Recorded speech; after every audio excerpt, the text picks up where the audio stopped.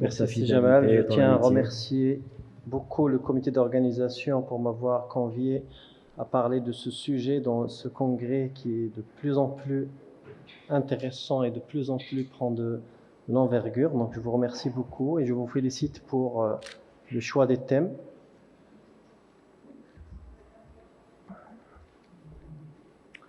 Voilà, donc j'ai parlé de rôle des protocoles hybrides, entre guillemets, qui sont, comme on va le voir, un mix des protocoles agonistes et antagonistes en stimulation, en fécondation in vitro. Et donc, on sait tous, donc je vais passer très rapidement sur les généralités. La stimulation ovarienne a bouleversé la FIV par le fait qu'elle augmente le nombre de ovocytes utilisables et de ce fait augmenter le nombre d'embryons.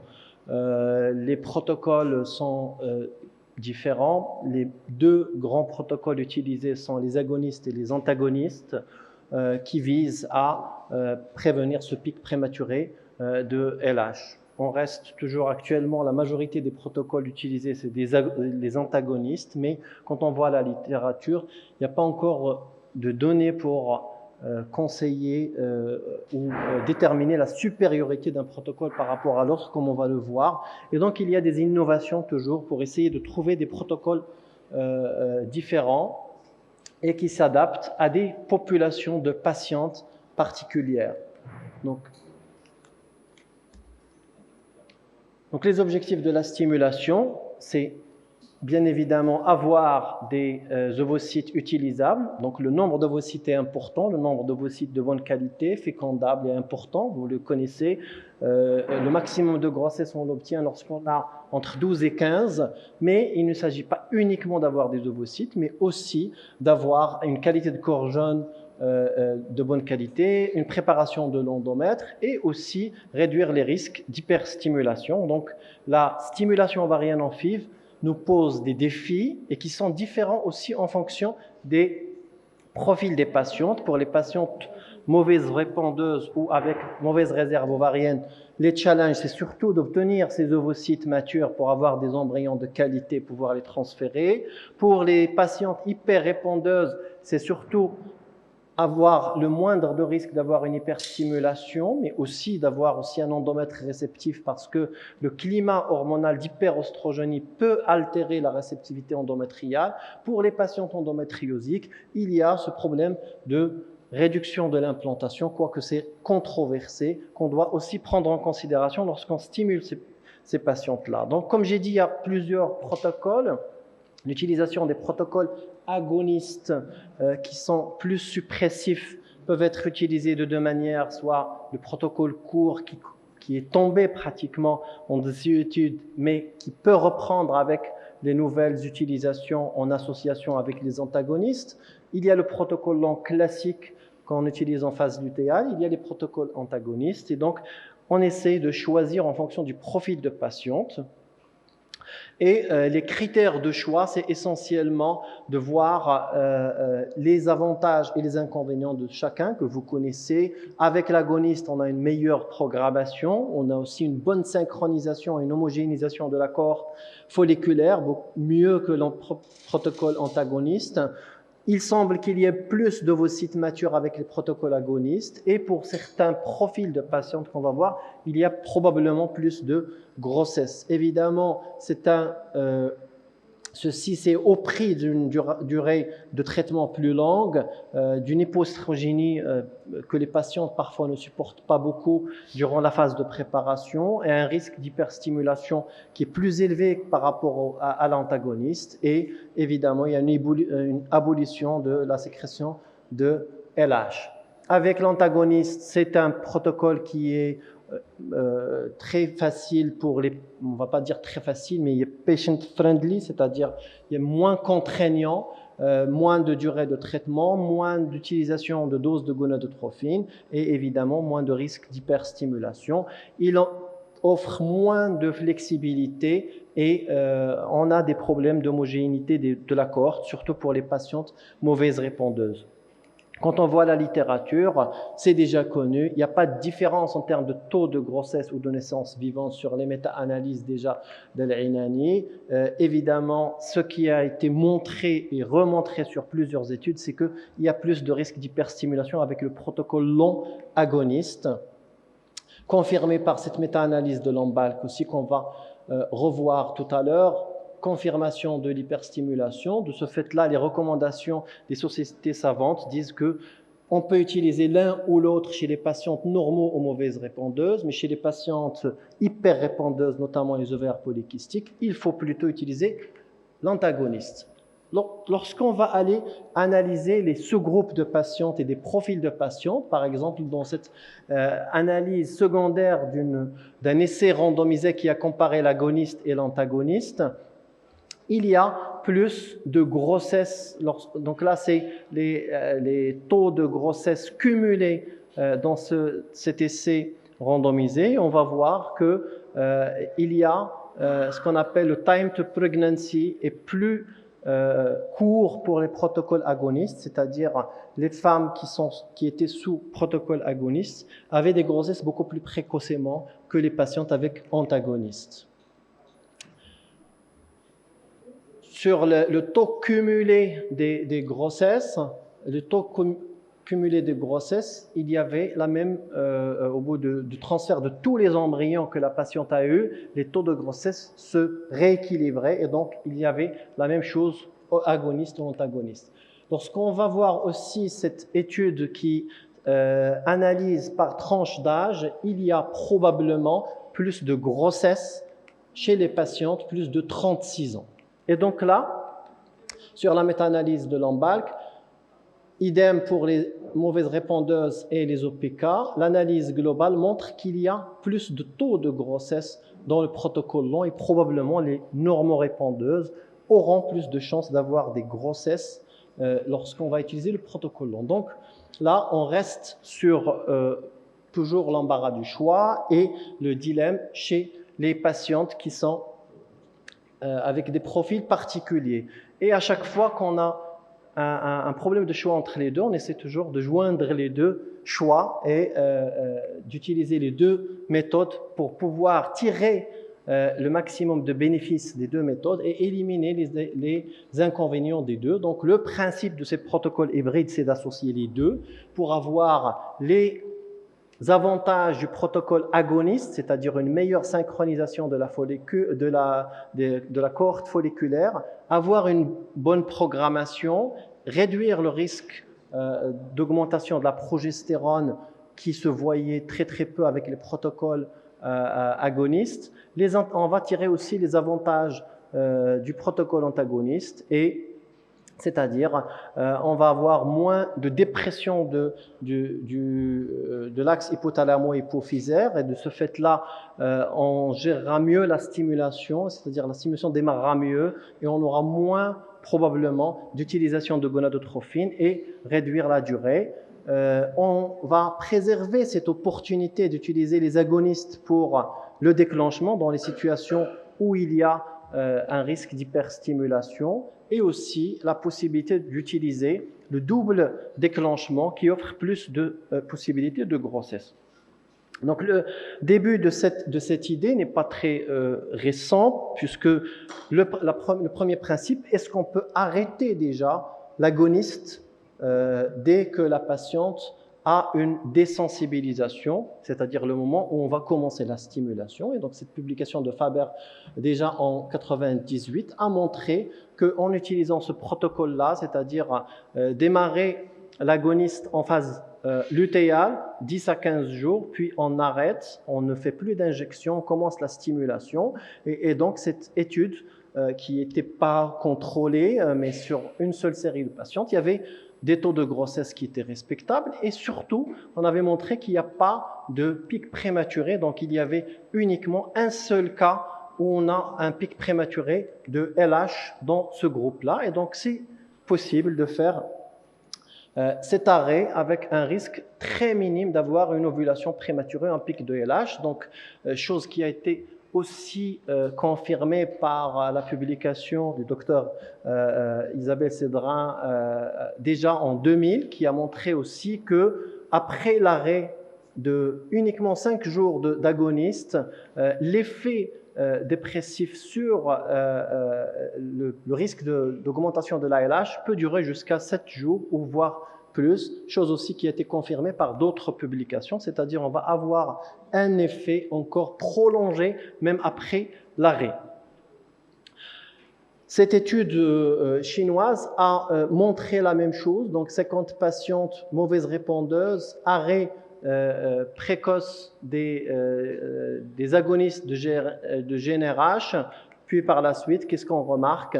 On a pu réduire le nombre de jours d'utilisation des gonadotrophines. Il y avait un seul cas d'ovulation prématurée et des taux de grossesse qui étaient considérés par les auteurs comme satisfaisants, vu que c'est une population de mauvaises répondeuses, donc un seul cas d'augmentation prématurée de la LH. La Cochrane Review a aussi montré qu'il n'y avait pas de modification de chance de grossesse lorsqu'on arrête versus on continue l'agoniste avec le démarrage de la stimulation dans les protocoles longs. Elle avait aussi bien sûr montré qu'il n'y a pas de différence entre démarrer en phase lutéale ou en phase folliculaire l'agoniste. Et donc là, il y a une possibilité d'arrêt.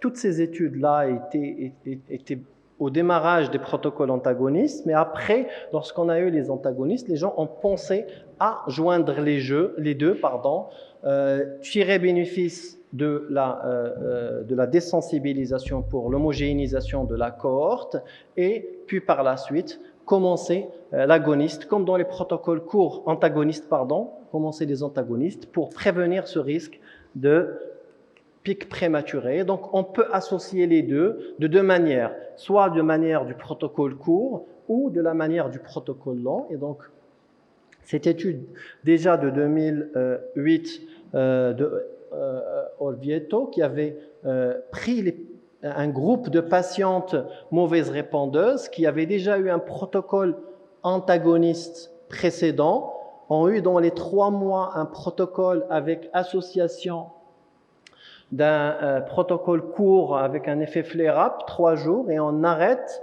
puis lorsqu'on aura des follicules supérieurs à 14, on va commencer l'antagoniste. Et donc les patientes ont été leurs propres témoins, c'est-à-dire on compare les patientes durant le cycle où on a utilisé le protocole antagoniste versus la même patiente avec le protocole d'étude. Et vous voyez qu'ici, on avait plus d'embryons.